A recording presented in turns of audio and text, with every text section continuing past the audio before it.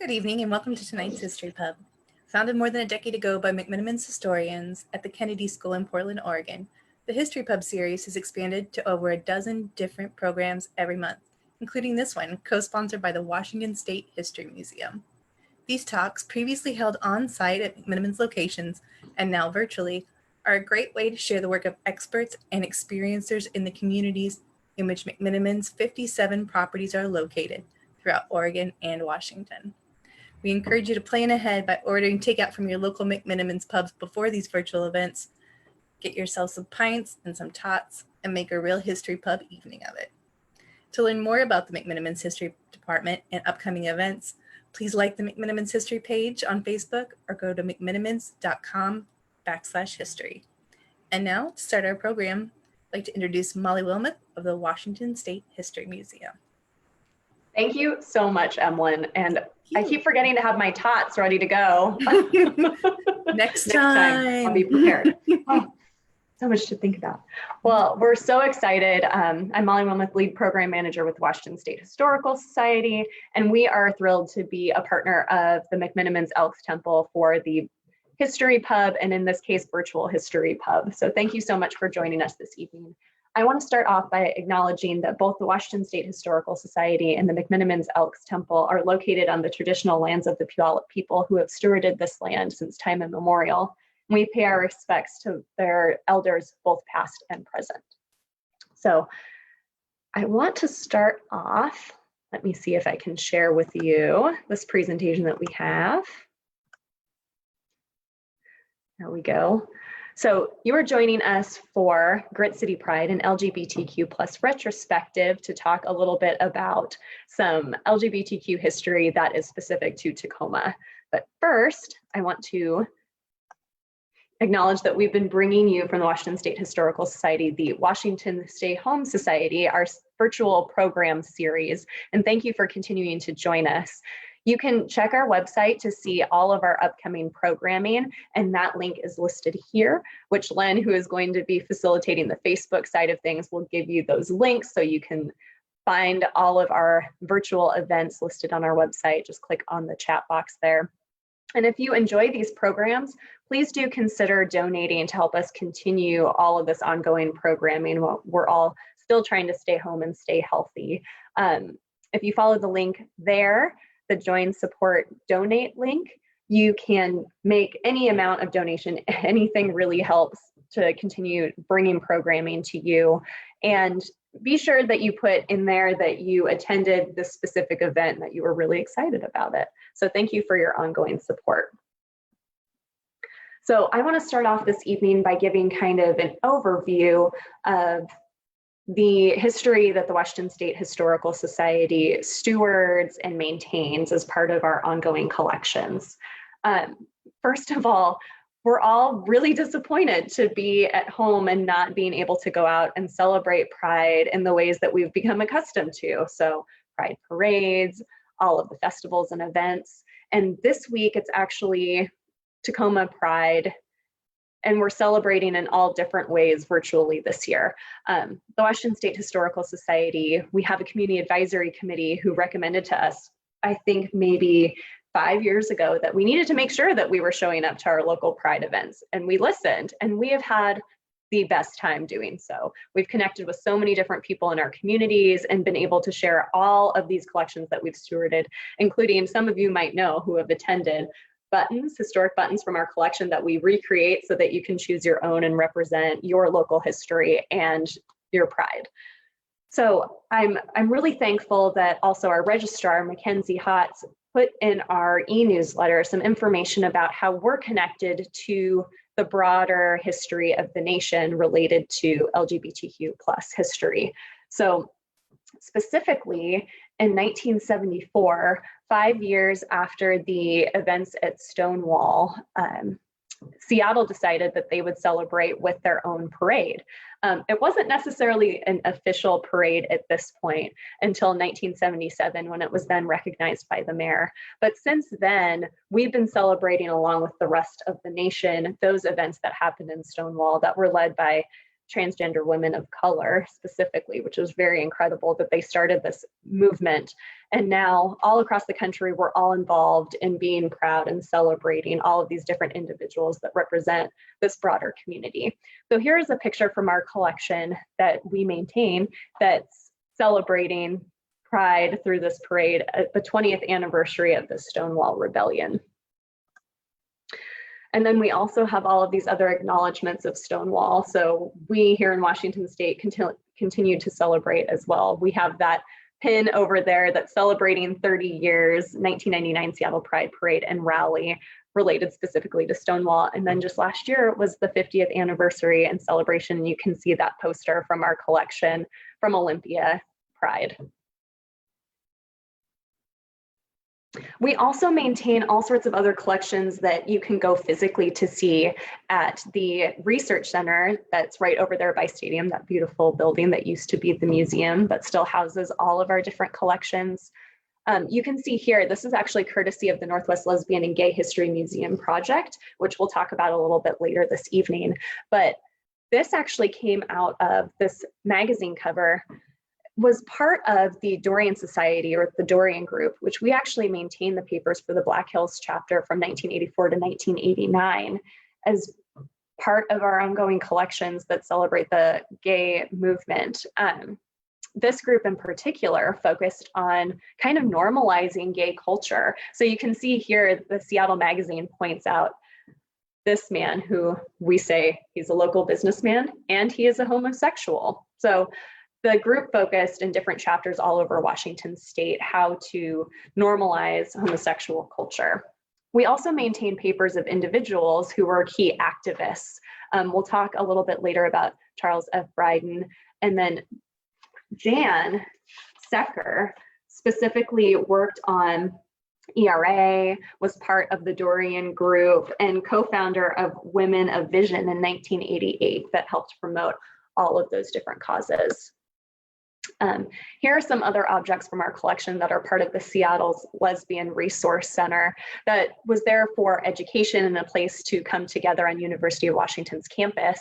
And they were active from 1970 to 2004 when they decided to change their name. But you can see that we have banners, we have a baseball that's actually from the sponsored softball team, and then this incredible brassiere that was worn to a number of different Pride events. We also have a number of the different papers from those collections as well.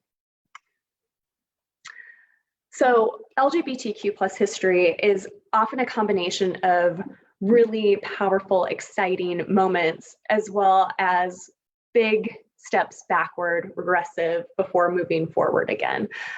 We have this gavel as part of Lori Jenkins' collection. This gavel was actually from when Lori served as the president of the YWCA. But then we also have these two objects. This brick was thrown through the window of her election center in 2002. But then we also have the celebratory pennant, the LGBT Democratic National Convention Delegate 2016 button from her collection, as well as numbers of her papers. She is the first openly lesbian member of the House of Representatives here in Washington State and is the first openly gay and woman speaker. So pretty incredible history that we are having and experiencing right now. But we are here to talk specifically about this incredible mural and the story behind it. This mural is located in the McMenamins Elks Temple. And tonight I want to invite our very honored guest. Let me see if I can start his video. Hello, John. Thank you so much for joining us. Oh, you're welcome. Thank you for having me. We are so thrilled to have you part of this event that's part of Tacoma Pride and part of our virtual history pub program. Thank you so much for joining us. I want to give a quick background to you, and so please jump in if I get something incorrect, but I'm going to go off my notes here. Okay. So John was born and raised in Tacoma. He graduated from Lincoln High School in 1972 and became vice president of the gay social group that's called the Tacoma Committee in the summer of 1975. He was directed by the group to work with and support the organizing activities for the newly formed Barony of Tacoma. This included assisting in the planning of their first Barony Ball that was scheduled for November 1975. By that time, John had decided to run for the position of Baron of the Barony of Tacoma and became the first elected co-monarch of the Court of Tacoma. John's friend Kenny Olson, who performed and dressed in drag as Lisa, was selected as his counterpart. John and Lisa were crowned by the Emperor and Empress of Seattle and the Olympic Empire as their Royal Highnesses. Now, you'll have to correct me on this because I do not do French well. Marquis and Marquise? Marquesa. Marquesa, thank you. The first of the Barony of Tacoma. So John and Lisa went on to create the Gay Washington pageant and completed their reign with Chinatown in November of 1976. John has since retired from working at AT&T in 2013 after 35 years and currently lives in Northern California with his husband, Michael, since 1999. Thank you so much for joining us this evening. Thank you. I'm so thrilled that we could connect with you, even though you're all the way in California. That's the great part of doing these programs virtually, even if we can't all be together in person. Great thing about Zoom. Yeah. I know, we gotta love it. So here, let me pull up those images again. Sure. So here you are, and here is Lisa, and this incredible mural, and the first Marquis and Marquesa of the Barony of Tacoma. But before we just jump into that, maybe you can spend a little bit of time talking about what it was like kind of coming up in Tacoma and that culture at that time. Growing up in Tacoma, it was great. It was very much, I grew up in the 50s and 60s and early 70s, going to school, and we lived in South Tacoma, just near Lincoln Park. So growing up was a pretty average American experience. One of the things I think that was maybe unique, my mother never learned to drive, and she liked to go downtown a lot. So we grew up going, getting dressed up to go downtown, to go to Rhodes and the Bon Marché, and especially Rhodes in the tea room up on the top floor and things like that. It's kind of where we got our, manners 101 class. So, and one of the great things is that I was taken as a child many times, and then a lot on my own, to the museum that was over there by Stadium with the miniature Statue of Liberty in front of it. Was a great rainy day place to go. So, but I walked to school, went to Stewart Junior High School, and then off to Lincoln, and then that was it. Then I was grown up. The rest is history. I know. Well, then that's when this history kind of starts, because then it was kind of looking around for. I guess I'm going to kind of merge into your next question, because it's kind of what it wasn't for, at the time that I was 18 years old in 1972. The G word, gay, was kind of getting more and more used a lot, but certainly you never heard it on TV. You never saw it in print somewhere. And I didn't know, there was that thing that so many of us of that generation felt we were the only one. And so I remember being still in high school, and I had met somebody. I think I'd met them at in Wrights Park, because there used to be kind of this thing of the bridge over the pond was kind of the place to meet. So, and there were that was the version then of the online things that are today. Well, we didn't have that, so that's what it was. But anyway, he took me up to Seattle to a place, 107 Occidental, down in Pioneer Square, called the 107 Club. And it was an 18 and over club. And here I saw a room full of people dancing to a jukebox back in those days. But there must have been 80, 90 people in there, I think, on a Saturday night. And, you know, my jaw just fell to the floor. I just didn't even realize that there was this whole other world. And that was the beginning for me. That was the beginning of trying to keep plugging into where this other world was. Absolutely. And I think it's kind of interesting that Tacoma has always kind of been that second city to Seattle. So kind of going to see what's going on up there. And it is, yeah, definitely. I mean, there was that feeling of anywhere in Tacoma that I did anything, I might be observed. I mean, I grew up with a mother that told us that, you know, there was that block of what I grew up to know as Lower Pacific, which was between 13th and 15th. And back in the day, all it had was a lot of what we call today like porno shops or video arcades, which, you know, was that. And if I was seen, my mother would say, you know, I'll know if you're on that block because somebody will tell me. You know, so it was just like, no, you have no business down there. well, and still such a small community then, right? Like, it was a small community, yes, it was. And of course the buses went by there on Pacific, so, you know, you never knew who was seeing you, but there was that. And there was the thing that you had no anonymity. You know, if you wanted some anonymity and get lost in the crowd, you really had to go up to Seattle. Mm-hmm, mm-hmm. Oh, and I just realized that I didn't at the beginning say, obviously, John and I are having kind of more of a casual conversation. We'll be jumping in and out of some of these different images that kind of help explain John's experience that he's willing to share with us. But feel free in the Facebook chat to go ahead and ask any questions that you have.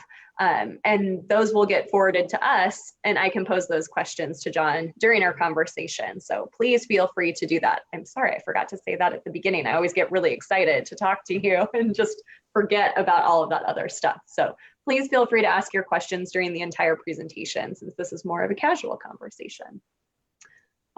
So we kind of talked a little bit about your experience kind of becoming part of that community, kind of meeting at Wright Park, going up to Seattle, seeing what was going on there. And that was in the early 1970s. Yes. Then what happened next? Like what was going on in Tacoma then? Well, you know, when you're in that period between 18 and 21, there isn't much other than a club like the 107 Club. There really wasn't anything for, you know, you had to be 21 in order to go into any place there was, like in Tacoma. For example, in Tacoma, there had been various quote unquote gay bars in different places or taverns, such as, like at that time, there was the Sandbox, and then also the Flamingo. There was, I think, the Barbary Coast, and a number of other places that came and went sometimes. But you know, I could try to sneak into those places, but that was illegal. So it was kind of like, if it was, you know, so anyway, so it was once you turned 21. For my 21st birthday, you mentioned in my bio that I'd written about being vice president of the Tacoma Committee. For my 21st birthday in January of 1975, Chuck Tokley, who was president and really kind of got the Tacoma Committee going, in my birthday card put an application in to join the Tacoma Committee, because he knew me and we'd been at house parties together, but he also knew now I was able to join the organization. And shortly after that, did that, and then became a part of that organization. And then started to hear about, you know, the court. And I'd heard about the court system before. I'd heard about it up in Seattle. It would be talked about. And I'll just stop and say where that comes from and why the court is in the imperial court, as in the old European term of a monarchy. And it comes from, there was a gentleman, Jose Sarria, Sarria, who lived in San Francisco and actually ran for board of supervisors down there, and performed at a place called the Black Cat Club. And they had a contest in San Francisco where they would do, I think they did it a couple times a year, Queen of Fall, Queen of Spring, or something like that. And he became queen, and he went, you know, that's just not special enough. Anybody, we're all queens, using the kind of a slang that we had for one another at the time. I am an empress. I am an empress. And he brought in all of that of the monarchies with the royal titles and all of the flowery language that they use, like His Royal Highness and Her Majesty and Duke and Duchess and Count and Countess, and making proclamations and declarations and, you know, all of that. It made it a lot of fun. And a term that we used to use, I don't know today if they use it very much, but we called it camp, you know, and it was great fun. And so that's where that came from. And I had heard a little bit about that and was fascinated about it. I think I was, for me, particularly fascinated about it because I knew something about the British monarchy, because my mother was a war bride from England. And any house that you went into that was anybody that was from England, you saw Elizabeth and Philip up on the wall, and they had the ashtray that was in, you know, Coronation 1953. So I grew up with all of that. One of the books that I used to love to look at was from the Coronation of 1953 with the crown jewels in it. I thought that was really cool. So all of that, when I heard that that was around, it was always something I was kind of interested in. And it presented itself when in the summer of 1975, when my friend Kenny had been approached by Seattle and asked to be the Baroness of Tacoma, and they created a barony.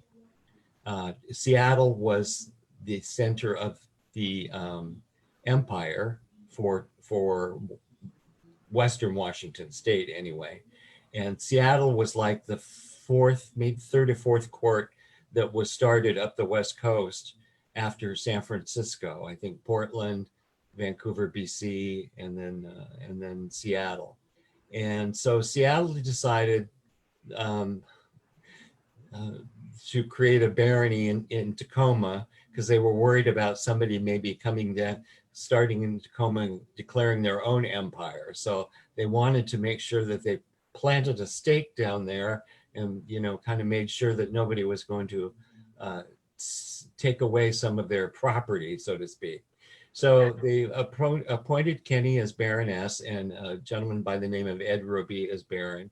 And they said, okay, now you're a barony of the Imperial Court of Seattle and the Olympic Empire. And your duties will be to communicate with us, show up at our court meetings. And oh, by the way, you need to put on a ball down in Tacoma within a year where we will have an election where you will elect who is going to lead the organization in Tacoma. So that all happened in the spring of 75. And by summer of 75, Kenny knew that he better get on the ball because this was going to be a big undertaking in Tacoma.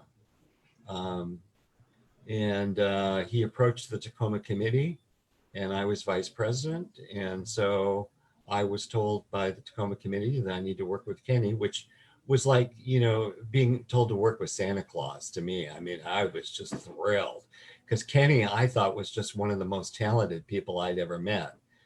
He worked at a florist shop down on Pacific Avenue called Gillarducci's.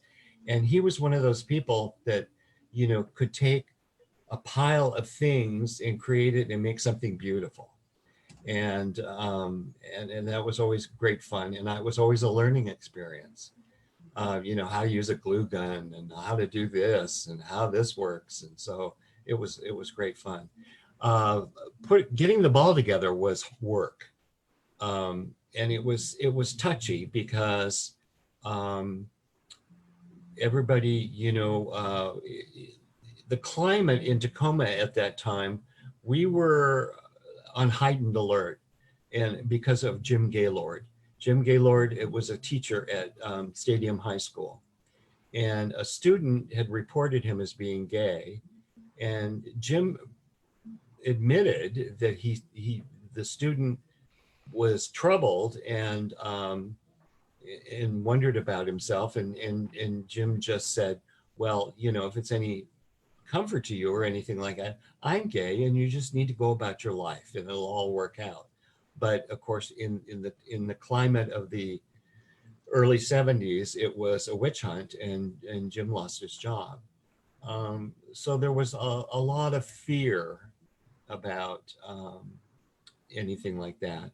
And so this whole premise, this whole idea that we were going to put on a ball, which meant that we were going to put a function on, we were going to hire a hall, and we were going to put out, you know, broadcast it to people. Granted, in those days, there was the gay world, and then there was the other world, the regular world. And those two worlds didn't really cross over. So we could do a whole lot of things in the gay world, and it just kind of was, it was in your own little world, such as saying you were Baroness of Tacoma. You know, I mean, you didn't get any phone calls from County City Building going, excuse me, I think you're going to have to pay a tax on that. So anyway, the big thing was to find a place to put on this event, and just to have the event, because it would be the first time that there was an event called a gay event outside of a bar or a tavern in Tacoma, that at least we knew of. If there was another one, we don't have any records of it, but so ours is first, November of 1975. And I was the one that was set out to go look at places, and we talked about a number of places. And the 565 came to mind, the old Elks, we called it the 565 in those days, because the Elks Temple had moved from the location there downtown out to this one in, I'm trying to think what part of Tacoma it was in, but anyway, that could be next to a golf course, and that had happened in the 60s. So this old Elks Temple had been left as a venue for hire, and it also had a restaurant and a cocktail lounge in it, and it was doing a pretty good business. I knew it because I had been in the Key Club at Lincoln High School, and in the Key Club you have an association with the Kiwanis, and the Kiwanis met once a month for a luncheon downtown, and they, in my recollection, at least the time that I was involved with it, they went from the hotel that was downtown, which I'm going blank on right now, that used to be that starts with a W and I can't remember. Anyway, and the 565 Club. And in fact, the Spanish ballroom in the 565 Club is where they would have that luncheon. And so I remembered that because we talked about various places we could have it. This hotel that I'm talking about, the Winthrop. Winthrop. Emlyn just wrote it to me because I remember that came up in our earlier conversation. Winthrop, yes, the Winthrop Hotel. The Winthrop, you had to enter through an entrance right off of Broadway, and then you would have to go, you know, by the hotel desk, and there was a restaurants in there. Those were the kinds of things we were thinking about where could we have this that people would feel safe going in and out of, that would be rather anonymous.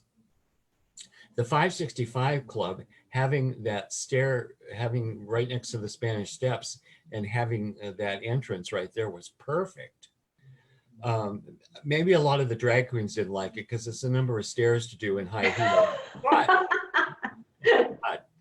it worked out for us. And so I went to the 565 Club and we started negotiations on that.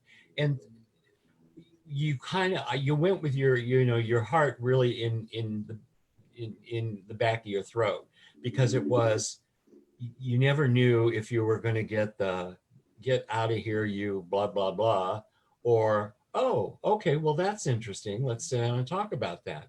And I got the latter. And we found that, they had some rules, but their rules weren't anything to do with our sexuality or the way that they were going to dress. It was nobody bring in any bottles of their own, because if anybody's going to make money off the liquor, it's going to be the 565 Club. That was their rule. That made sense to us. And so we had our venue. And once we had our venue, then we were off and running. I talked for a whole lot there, didn't I? Well, yes. And so like, as you get off and running and that really tense moment, we just had a question. And I think that we're going to talk about this a little bit later. Someone was curious if there was really obvious oppression at the time and what you or your friends would have experienced. And then also simultaneously at these events, were you raided by police? We were not raided by police for this. There was nothing about it that in 1975, I don't know if we would have been a target or not. I don't think we were on their radar because it was in a part, unfortunately for downtown Tacoma, by the mid 70s, downtown was kind of very sleepy at night. There wasn't a lot going on, especially at the end of the street there where 565 was. So we didn't face anything like that. We had committee meetings where we talked about what we planned on doing, and you out of that use that group think process of what's everybody's experience with this. What do you think we may encounter? Because we were all very aware of it, and certainly we heard stories about what Seattle went through and the different things that they had up there in the different balls that they had. One time the media did show up and started snapping pictures or something like that. So, we were careful. And like I said, in those days, it was very easy to just be off the radar. It really was. So I don't remember. We had people in our own community that weren't happy that we were doing it because they were afraid we were going to provoke something. But luckily, it did not happen that way. But we were certainly careful. I'm trying to remember if we hired a security guard or not. And I don't remember. I know later on that was something we usually did. But I don't remember on that first one. Do you want me to talk about what's on the screen at this point? Or? Yes, by all means, because Okay. This is what we would call a grand entrance. Grand entrance.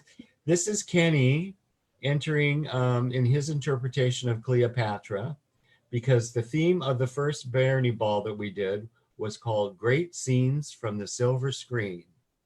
So, of course, Hollywood is always, Hollywood and, drag queens is like, hey, that's a given. So Kenny loved to had such creativity, as you can see here in what he made, all of that he's wearing. And that's incredible. Do you have any idea how long some of these really elaborate outfits would take to create? Well, I remember the headdress took some time because each one of those is a pin in a styrofoam ball. Oh my God. It's holding a large sequin. And so that, was an investment of some time. The collar, I saw him make, and I remember he did it, but the talent that these guys have is just outstanding, because there are no patterns. I mean, he cut out his own patterns for that collar, and then, with a hot glue gun, you can do wonders. And that was the hot glue gun there, and then of course making the litter there, he did that as well. And I love the blown upness of this photo because I had this as a little out of a camera, out of an Instamatic, So it was tiny, you know, it was 3 inches by 5 inches or something like that. So to see it this big is to notice the detail that was just not present in that. And it makes it a lot of fun to see, especially the people over the left that are enjoying his entrance into the room. So this How was could you not enjoy that entrance? It's spectacular. No, it is. And he was very good at the spectacular. That's what made it a lot of fun. And so this was his entrance as Baroness 1 into the ballroom. And on the left, of course, is we have what we had as a program for that night. So so there's the program on the left. And let's see some of the interesting things of, we had a presentation of courts, because we have courts from other cities like Portland, Vancouver, Washington, Vancouver, Canada, Victoria, Seattle, of course, Spokane. So I believe that was I did say Portland, I think.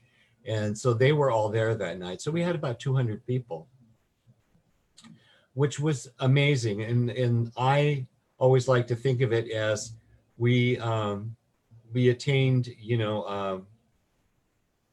something that was a first, in that we had 200 people in one room. So we kind of got gay critical mass for the first time in Tacoma in November 8, 1975.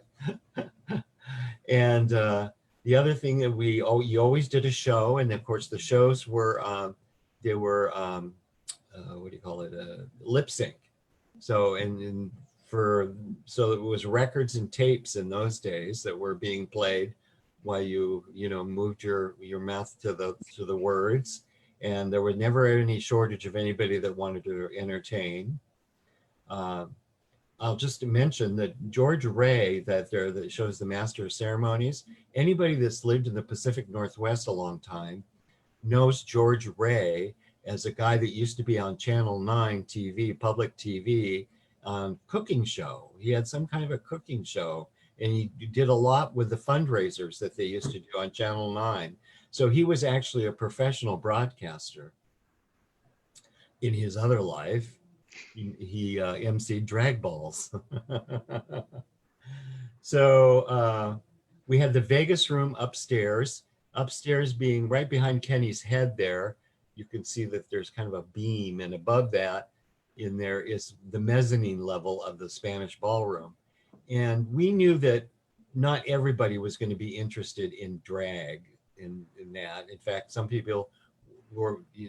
guys were very against it. Some women were, but that they wanted to see what was going on. They wanted to be a part of Tacoma's gay community. They just weren't interested in the program we were having. So we thought, we'll do a Vegas night upstairs. We had play money, like Monopoly money, and they had all of the regular games, and you played for points, and then they announced the winner, and the winner got some kind of a cash prize. And that was very popular. We did that for the first 2 years. And let's see, what else do we have there? And then we had voting, of course, voting. And the reason that Kenny is entering as Baroness 1, and then at the end of the evening, he's announced that he's been elected as Marquesa 1, is that Seattle was so impressed that we pulled this off, that Tacoma actually pulled this off, because nobody thought it would ever happen in Tacoma. It was tough being from Tacoma there for a little bit, because nobody thought that we'd ever be able to do anything like that. We really were, kind of the stepchild of Seattle. So we pulled it off. And so the upgrade of the titles that night, we got upgraded from Baron and Baroness to Marquis and Marquesa. So Clearly very well deserved, based on well deserved, I think so. So did Lisa actually do any of the performing as part of the program? Absolutely. What she performed, I cannot remember. I have no idea. He, you know, I would imagine he used to love to do Shirley Temple. And he would have a little girl dress and a little curly wig and the big popsicle and do, you know, one of the songs from Shirley Temple's movies and do a somersault. And, you know, that would crack everybody up because they'd see his frilly little panties that he had underneath. And so he was very good at doing that routine. So that was one of his star attractions. That is spectacular. Yes. Well, let's look at some other images from. Sure. The one on the left there is Kenny's picture for our Stepping Down program, Chinatown,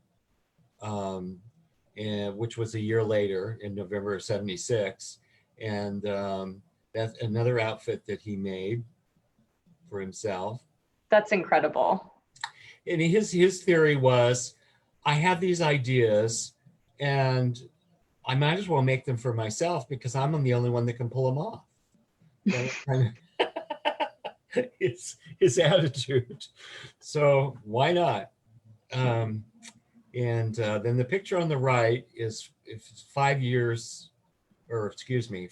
from the date of the other picture, is 1980, November of 1980. By that time, Tacoma had gone through, we'd been a barony, they'd upgrade us to Marquis and Marquesa.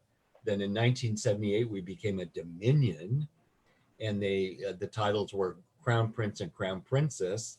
And then in 1979, they finally said, okay, Emperor and Empress, and you can have your own empire. And so Kenny, of course, he always wanted to be the first one of anything. He had been Miss Sweetheart, which was a bar title at the Sandbox, Miss Tacoma, and Miss Washington, and then Baroness won, then Marquesa won, and so there was no way he wasn't going to be Empress one. So he ran for Empress one, and this was his stepping down then as Empress one. And I did a presentation for him to mark 5 years since we had stepped up, and so it was a very lovely night. That's incredible. We had a question from one of our audience members asking, were there any women dressing as men at any of these events? That was always pretty common. It was, you know, women that I knew that just chose to dress a lot. You know, it was very common to wear flannel, you know, Levi's, flannel shirt, and a leather vest or a denim vest. That was pretty common. And then there were the women that liked to get dressed up in the tuxedos, especially in the 70s, because we had all that range of pastel. I mean, you could have a mint green, you know, tuxedo or sherbet orange tuxedo. So in the ruffles, you know, they had the ruffles on the shirts and the ruffles and everything. Oh boy, you could go all out. So yeah, the women loved that, you know, and especially in the couples that were one identified as butch and one identified as femme, it made them, and that was what we were hoping to, nice to hear that question, because I didn't address that. There are the people that are on stage, you know, that get to come up on stage and perform and get announced. But the evening is also for the participants, because then those people that decide that they want to dress up get to be there, and they can parade around the ballroom and they can be seen, and we have dancing. And so it was like going to a prom, the prom that they never got to go to.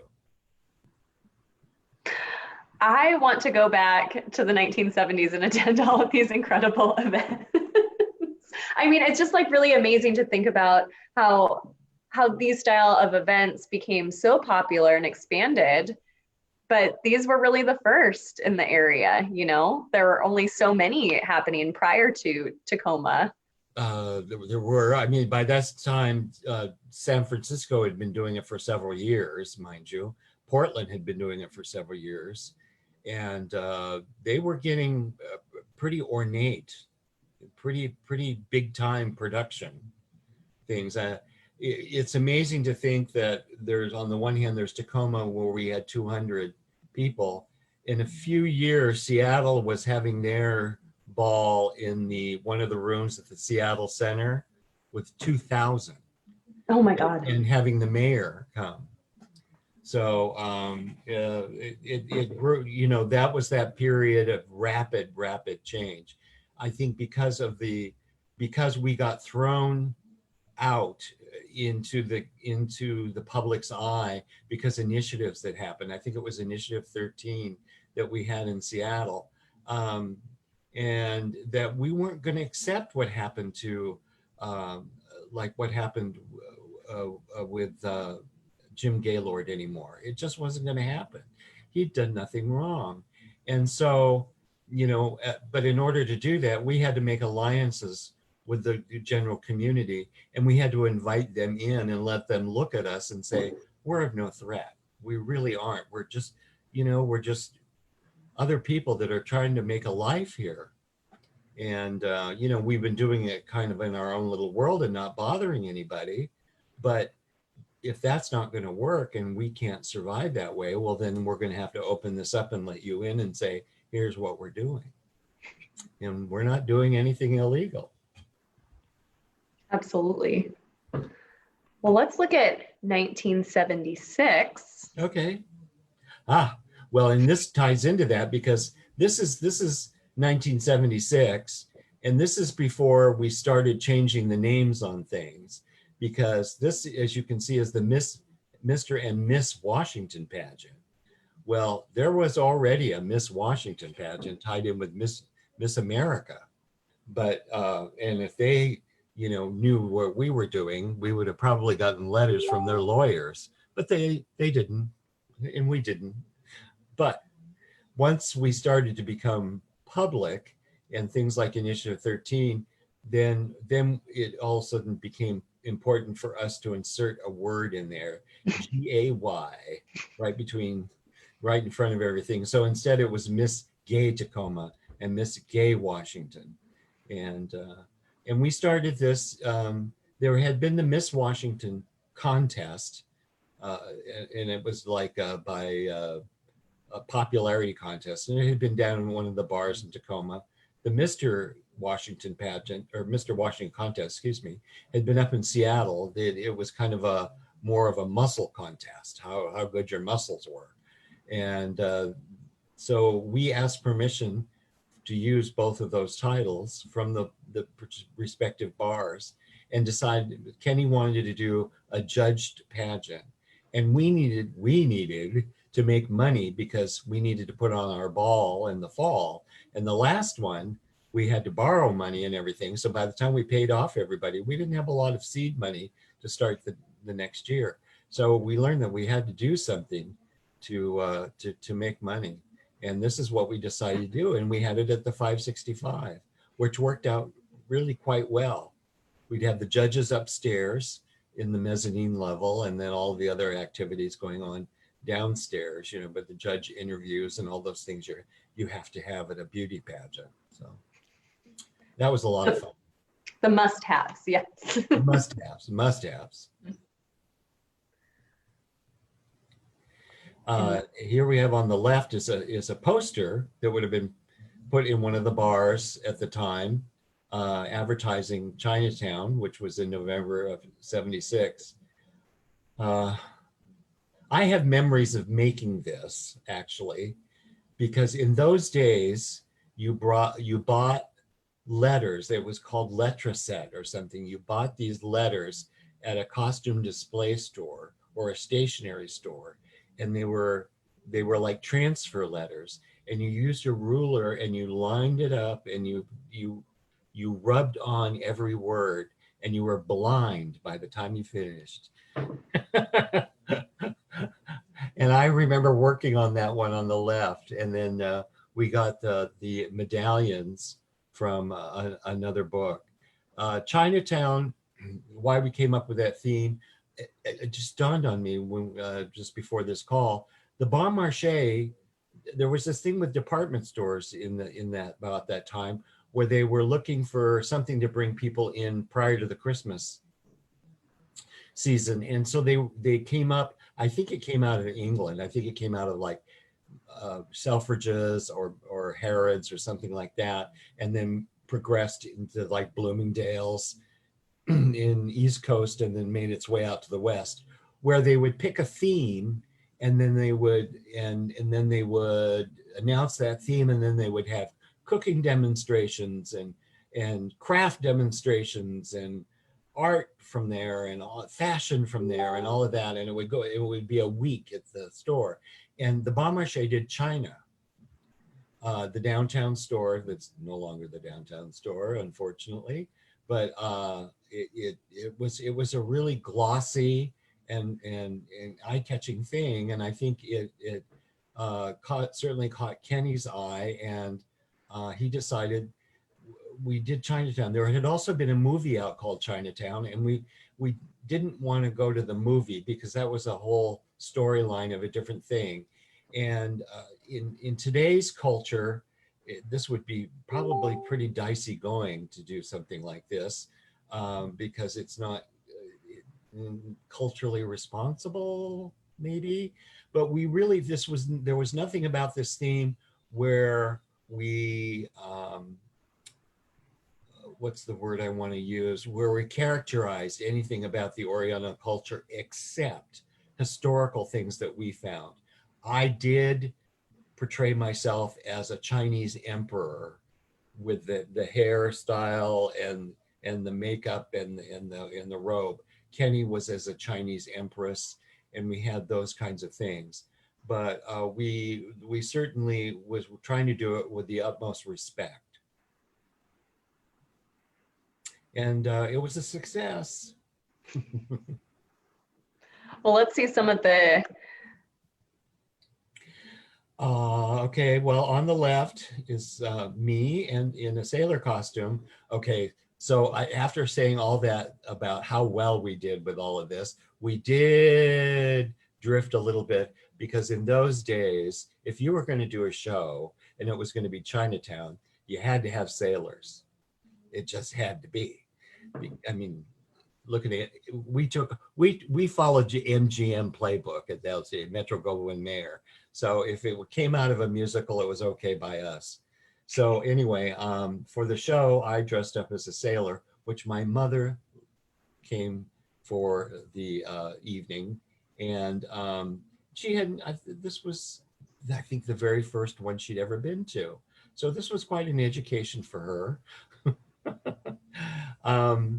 And she enjoyed herself. She really enjoyed seeing me in a sailor suit, because my father had been in the Navy, and that's how they'd met in England during World War II. So she, seeing me dressed like my dad, that was really something she liked. And he'd passed away by then. So that was a nice moment for her. The next picture is Kenny, Lisa, and I on stage towards the end of the evening. And then there's another picture, and maybe you can kind of see, I don't know, depending on your screen. Mine's kind of cut off with the other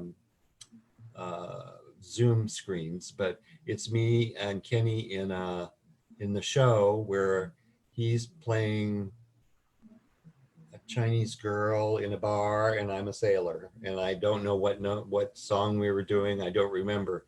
The thing that I get a laugh out of this picture is, look at the cigarette smoke. Oh boy. Yeah, a few things are different from, from that. Well, and then we have some images here of some of the MCs and other attendees. Some of our guests, and what we have on the left in the red is Charity. Charity was the first Empress of Vancouver, British Columbia. By this time was living in Seattle and was a great friend of ours. On the right is Dolly. Dolly had just stepped down as the third Empress of Spokane, Washington. And we asked them to be our MCs for the evening. And usually one of the things that MCs get to do, just like they do on TV, is that if you're going to ask somebody to do something, they get to do a number, a little bit of their moment in the sun. So Charity and Dolly are doing Two Little Girls from Little Rock, which is from a 1950s musical. that I can't remember right now, which was done by Marilyn Monroe and another person. Up at the next picture in the platinum hair there with the red cape on is Julie Montaigne, or otherwise known as Marvin Ness. If you go to McMenamins, Old Elks Temple, and you go and check out some of the names on the doors of the rooms that they've named for people, Marvin Ness or Julie Montaigne is on a door there. And there's also a mural somewhere in there of him in what was notoriously known as the fire dress. And it was a big hoop skirt, and it's got all these licks of flame is the only way I can think of, all these flames all coming up the dress. But the McMenamins folks, their artist department is fantastic, and they did a great mural taking a lot of the pictures that we had of various events over time, and Julie is kind of is the centerpiece of that mural. And he was truly the kind of the centerpiece of our court as well. He had a lot to do with its creation and a lot to do with its success, and a lot to do with why we have a lot of pictures in the ephemera that we have, because he was meticulous. The picture below that is two friends of mine from Seattle. On the left, in another platinum wig, is Dominique Saint Laurent, who was the 4th Empress of Seattle. So the night that Kenny and I were elected and crowned, Dominique was the Empress. And so this being a year later, he's here showing up in no longer Empress, but as an Empress Emeritus, or, you know, just after a year stepping down. And his partner with him, Rick Chaika, who later went on to become Empress of Seattle himself. And they were very close friends of mine for a long time. So what I was meaning to ask, when creating these events, we had talked earlier about there were certain requirements that were had to participate. Did you want to talk a little bit about that? Sure. I just need to clarify participate as like to run for a title? Okay. Yes. Oh, and this gets touchy because the drag queens in those days at that time had started the organization, and they felt very rightly so. It was there because they didn't have anywhere else. This was their organization. And so the rules were very careful in that if you wanted to run for Emperor or Empress or Miss Gay Washington or anything like that, you had to be a man transforming into a woman. There was language in anything that would keep out anybody that was doing hormones or had any kind of surgery, because they felt that was giving them an unfair advantage. And this was the drag queens organization. So at that time, it's very much different today, but at that time, that's the way that was. Now for men, or for the male titles, from the very get-go, women could run for emperor if a woman wanted to run for emperor. I think in 1975, in fact, there was a woman that was emperor down in Eugene, Oregon. But what you wouldn't have seen is a woman being empress. I think that would have been a harder challenge, because the drag queens really would have felt that somehow you're taking something away from us, and this is the only thing we have. You have other avenues. So there was that. You usually had to be a resident of that area for a particular time, a minimum of a year, sometimes more. We learned shortly thereafter, you had to have proof that you had a job, because this was not a cheap thing to do, and nobody was going to pay for you except yourself. So you needed a job. So we started checking on that.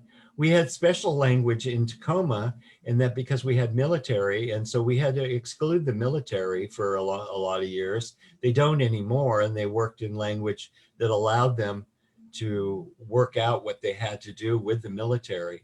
But back then, of course, the military, oh my gosh, if they'd known that they were coming around here too, that would have put their service in jeopardy. So those were the kind of rules that were there. Mhm. And a fee. There was usually a fee to do that, just $25, $50. I think maybe for Emperor and Empress, it got up to be $100 or something.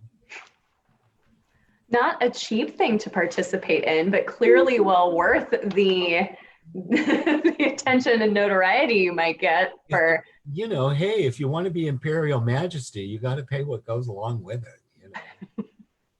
Obviously. Yeah.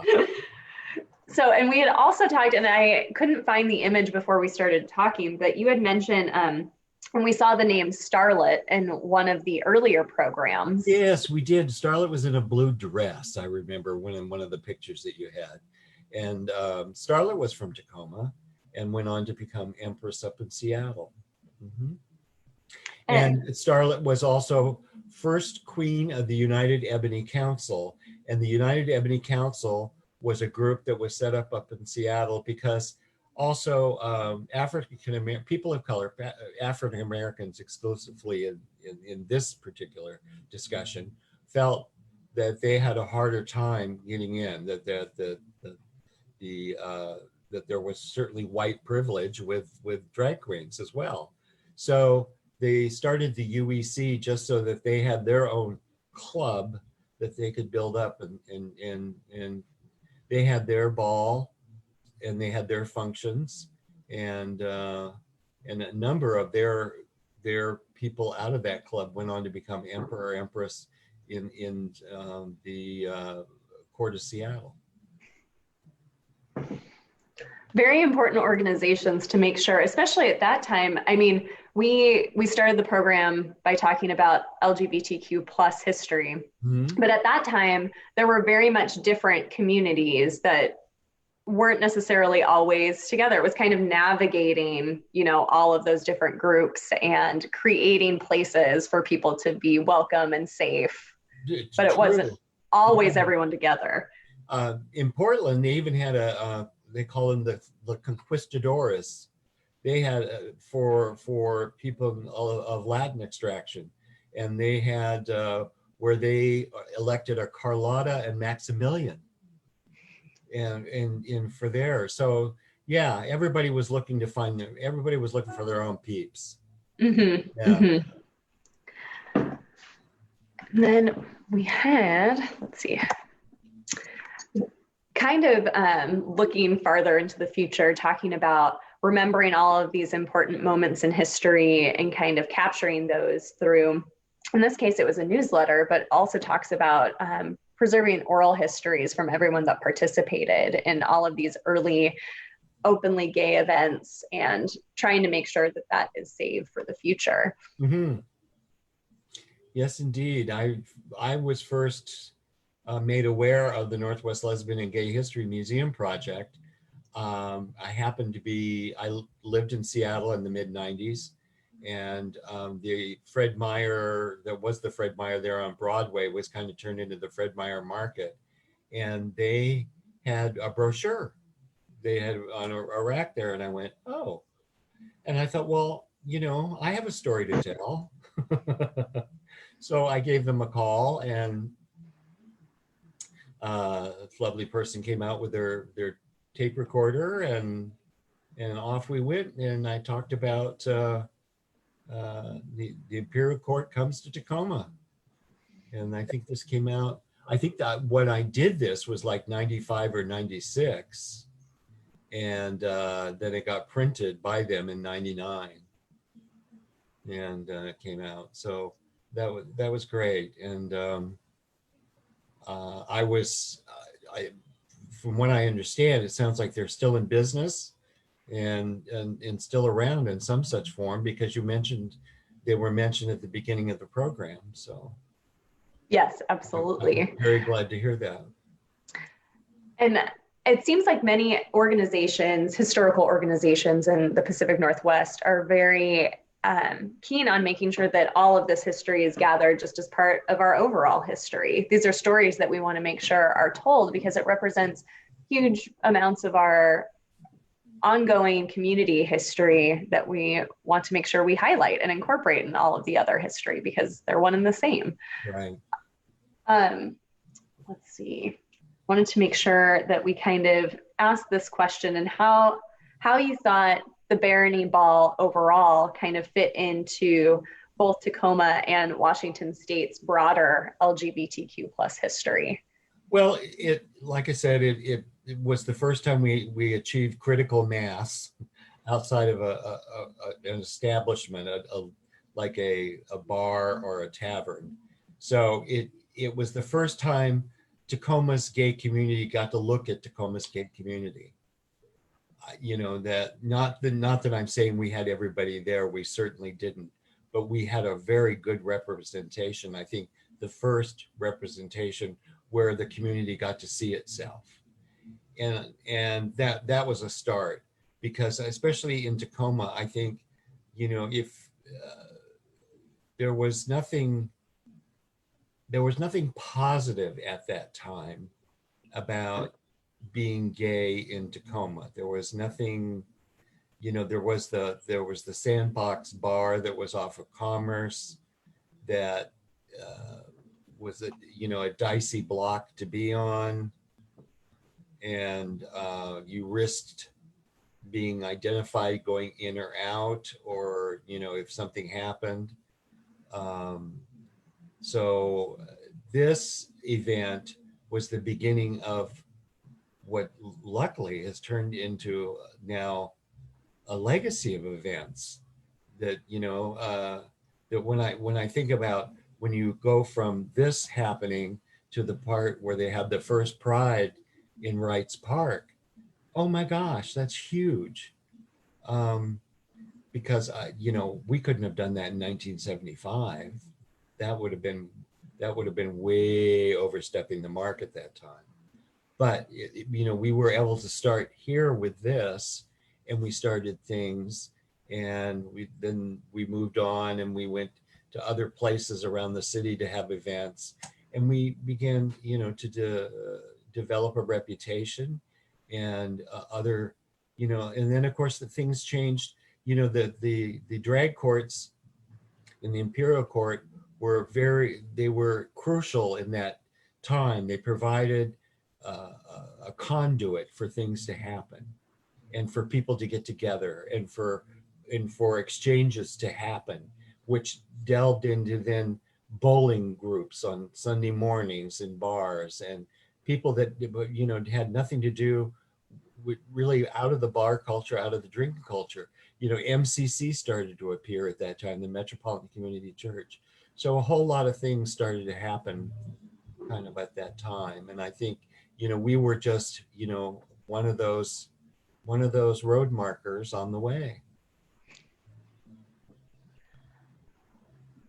Well, with that, I think we'll take a minute and I'll pose some questions to you that people were asking in the chat that I couldn't quite figure out how to work into our regular conversation. But Sure. Gavin was interested if there was anyone who inspired you. Well, Kenny Olson was definitely my inspiration. I called him my mentor, because as a young gay man at that age, I was so hungry. There was this whole other life. There was this whole other thing, and how to act and how to be, and what this was about, and what was humorous. They made jokes and things that sometimes I didn't understand. And I had a lot of learning to do. And Kenny was a great teacher and a lot of fun. It's so nice to have someone that's so inspirational that you get to work with and collaborate with. Absolutely. Yeah, he was. It was just a lot of fun. Yeah. So people want to know if you would ever write a book about your experiences. I think books have been written, and I get an opportunity to do things like this. and I'm certainly supporting anything I can to do with the history. Bette Midler made a remark several years ago that has stuck in my head. She said, I've met thousands of gay men and I've heard 100 stories. And I kind of thought, yeah, you know, I think I'm pretty friggin' unique, but I don't think I'm that unique. Well, we just had a question about what happened to Kenny. Kenny,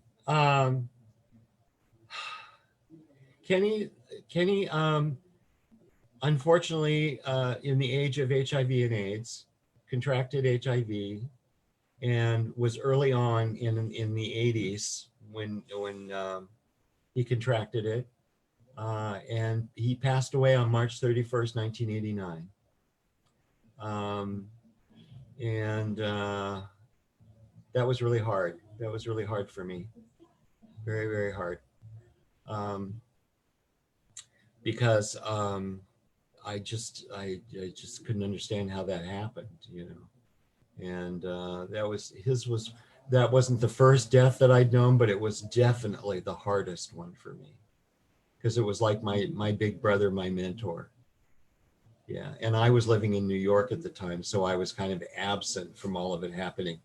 He was living in Seattle at that point. So fast forward though, a good note on that is that he has a sister, Stephanie, that came out after he passed away, and it's become quite active and with the GSBA up in Seattle. And I think her brother would be so proud of her and everything she's accomplished, because she certainly picked up the torch and has ran with it and accomplished fabulous things in a scholarship program with the GSBA. So, and I'm in contact with her. We're good friends. So that Kenny, you know, it's funny when a lot of times, you know, Kenny comes alive for me anytime I get to talk about it. So, you know, I always think, in fact, at Christmas time, I always think I kind of look, okay, Kenny, I have this vision, like you used to have this vision, but I don't have all your technical skills. So I'm calling on you here. Come take me over here and help me when I pick up this glue gun that I do when I want to do correctly. So, and he does. I swear he does. So. So he's always alive to me, you know, and his memory is a wonderful place for me to go. Well, and I'm so grateful that McMenamins History Department is so great at preserving that history in all of these different formats, making sure that it's shared through the murals and the information that they include on site, but then also hosting all of these programs so that we can remember what happened in these places. I had such a wonderful time a year ago last June. I couldn't get up there for the grand opening when McMenamins opened in April, but I was able to go up in June. I had a niece graduating from high school. And so stayed in the John Reed and Kenny Olson room, and was able to walk all around the stairwells and look at all of the things that are in there. Now, I saw things that had pertained to me and Kenny, loved the fact that McMenamins had done that mural and given me a head of hair that I never really in real life possessed. So that was, I was just thought, that's really something. These are really nice people.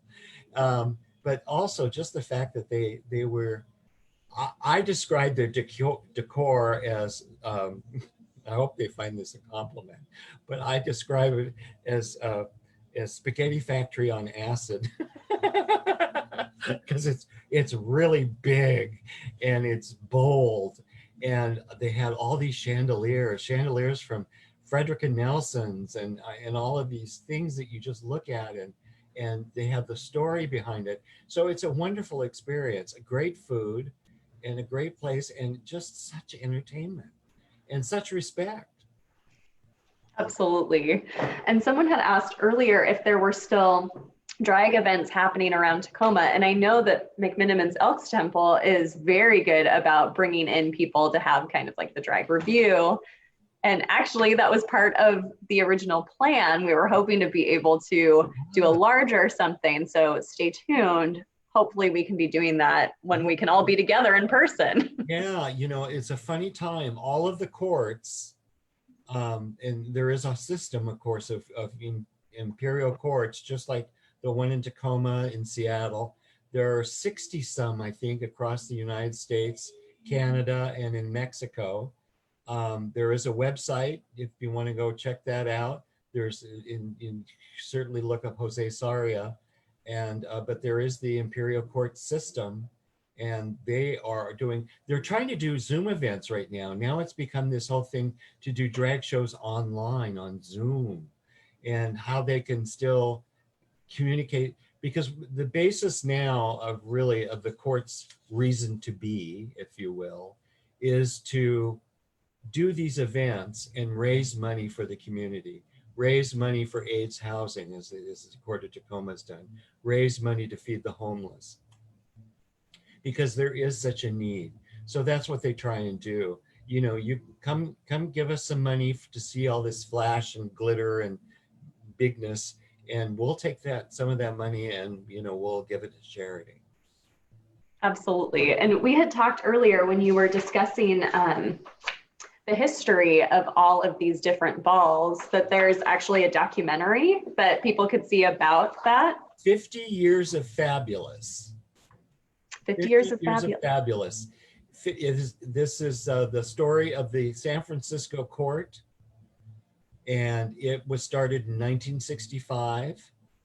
And at their 50th anniversary, they got together and commissioned, you know, with this film, I guess, and it's supposed to be pretty good. I have only seen the trailers from it. I haven't got to see the whole thing yet, so that's on my to-do list. But they're a pretty fantastic group, you know, and of course,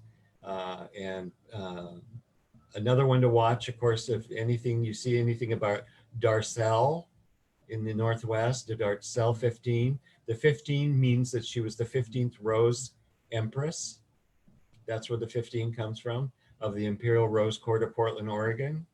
And she's a national treasure. She's the oldest living working drag queen, because she still has Darcel 15, the club down in downtown Portland, and is still putting on the wig and the makeup and the heels and hoofing it. And it's amazing. It's amazing. It is. And so it's great. It's great. Well, it sounds like what we all need to do is check out these documentaries and then make some charitable donations to groups that need it in the meantime. So absolutely. Well, and a comment that someone had made as well was they said that they're grateful for you and all of these groups making these events public and inviting people in to be part of that probably saved a lot of people that maybe wouldn't have had any other place to turn, and seeing like, I'm not completely out of the ordinary. There are other people there for me.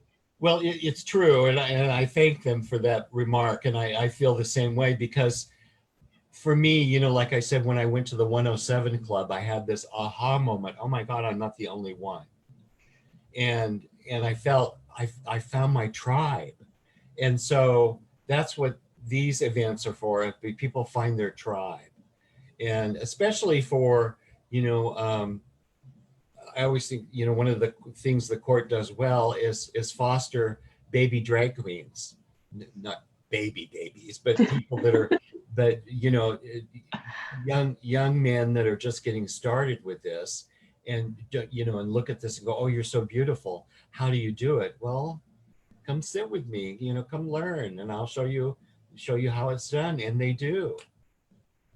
And I feel like there's a few Hollywood movies about exactly that too. To Wong Fu, yes, there is. Yeah, I love that one. I was just introduced to that recently. And Wong Fu is very good. It has a court system tie-in, in that Jose Sarria is actually one of the judges that's shown at the pageant, and a number of members of the New York court are there at the very end when they're kind of doing this whole thing about the glamour shot right at the end. I love that.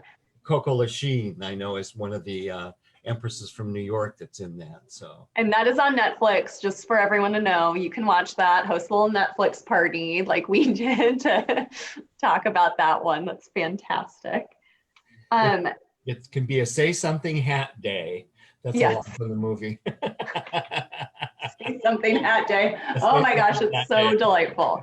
Yes, if you haven't seen that, please watch that. I'm so happy to know that there's all of these stars in there too from the actual imperial courts. That's amazing.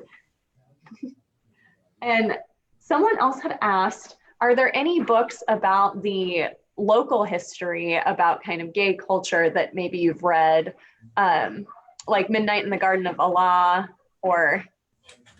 That one comes to mind. There is, I was going to go up and grab it, but there is that book that talks about, of course, way before me, because they're talking about a period between the 40s and the 50s. There, you know, and there were things I wish I knew more about. I wish there were people I could find out that I knew that there was a gay bar. They were doing drag in Tacoma. I think it was called La Boheme. And I think it was before they tore down, you know, after 1965 earthquake in Tacoma, they started knocking down a lot of the brick buildings because they thought that I guess they were a liability in urban renewal.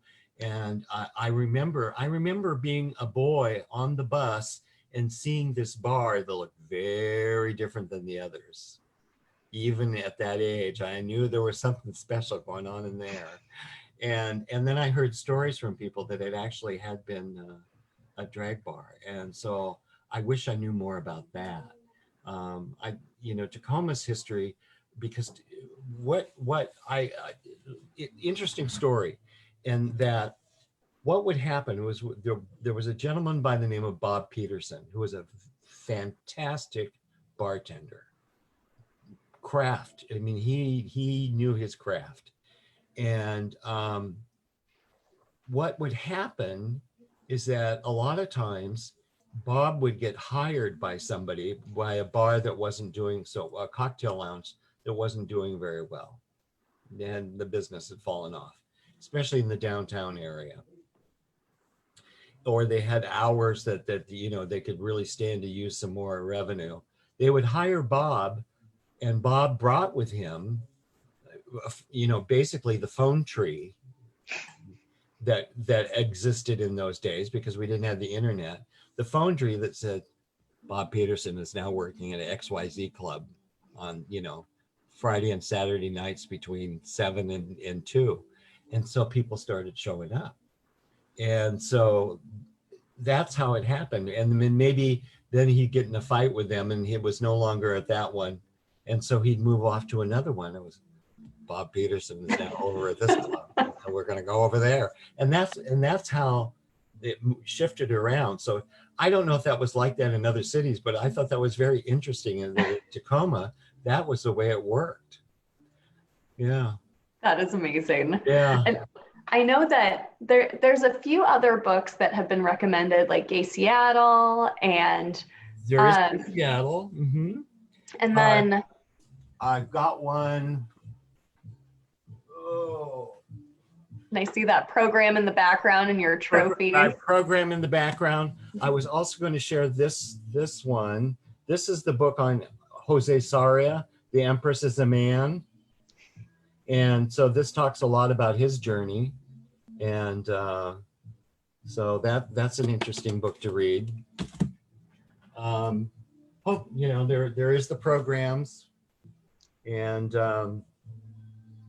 hopefully they'll, you know, one of these days soon, they'll digitally be available through the museum, I would hope, because we have them ready to hand over. So, because I've done scans of them, so hopefully we'll have that. And absolutely.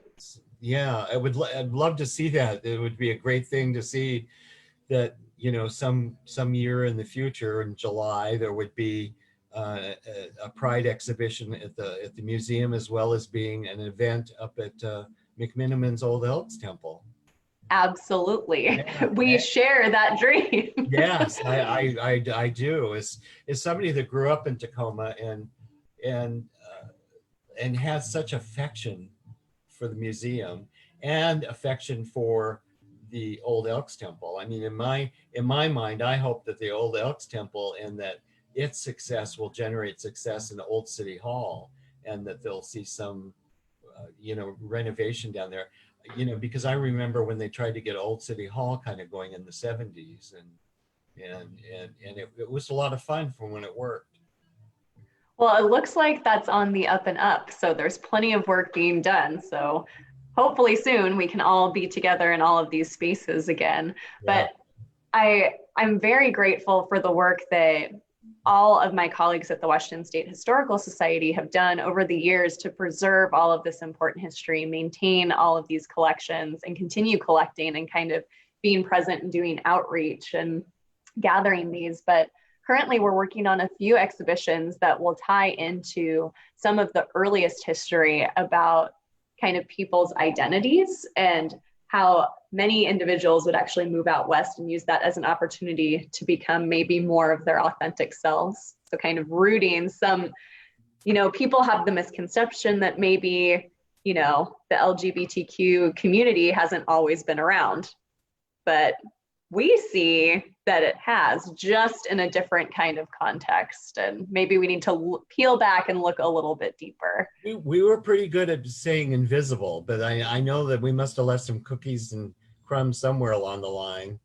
Because you think I always liked the Old West, were all of the girls really girls? Mm-hmm.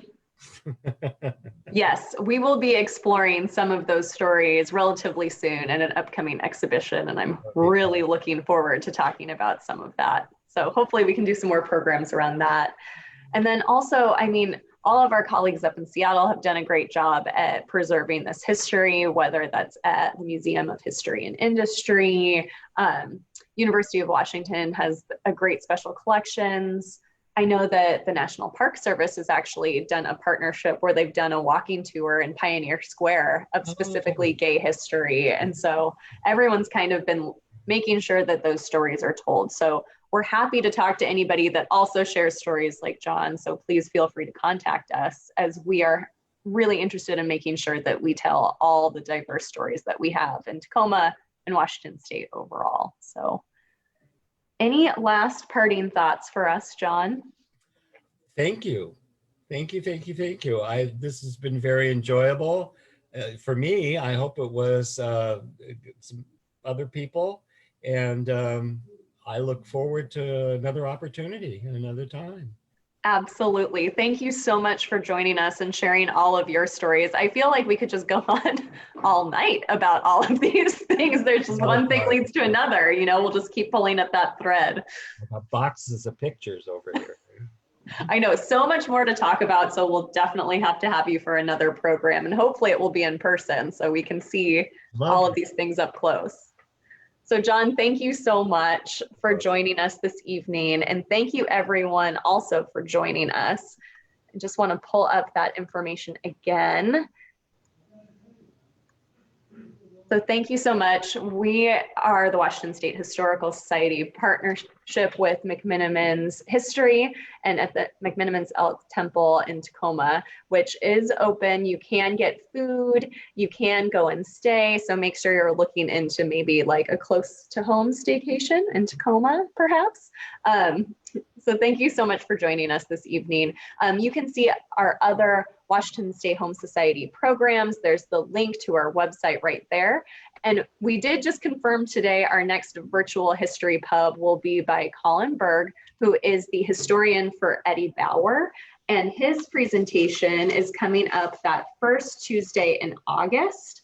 And he calls it Outdoors for 100 Years, Eddie Bauer, the Down Jacket, and Adventure-Driven Innovation. So it will be the history of Eddie Bauer and his experience in the Northwest and creating all of that outdoor equipment that we come to rely on.